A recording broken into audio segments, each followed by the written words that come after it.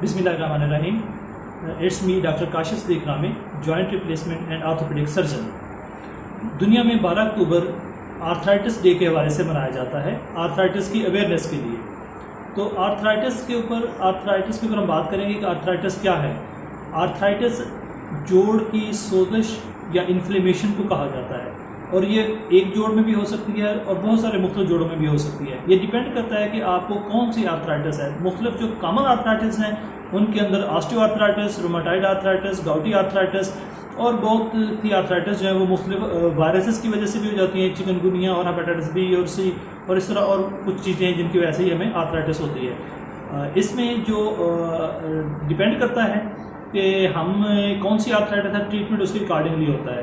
अब कुछ चीज़ें हैं जिनको हम मॉडिफाई कर सकते हैं, यानी मॉडिफाइबल फैक्टर्स और नॉन मॉडिफाइबल फैक्टर्स। जो नॉन मॉडिफाइबल फैक्टर्स हैं, यानी अगर किसी बंदे को आर्थराइटिस होनी है तो वो अगर उसकी जेनेटिक्स ऐसी है उसको हम चेंज नहीं कर सकते, तो ये नॉन मॉडिफाइबल फैक्टर है। तो इसलिए किसी को अर्ली एज में भी आर्थराइटिस हो सकती है इन सारी चीज़ों में, और किसी को लेट एज में होती है।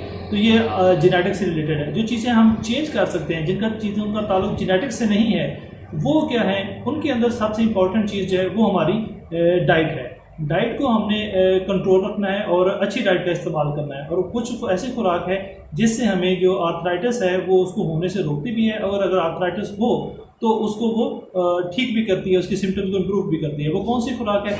उसमें है मछली, लोबिया, मटर, दूध, दही, पनीर, चेरी और मुख्तलिफ़ किस्म के ड्राई फ्रूट्स जिनके अंदर मूंगफली, पिस्ता और अखरोट शामिल हैं।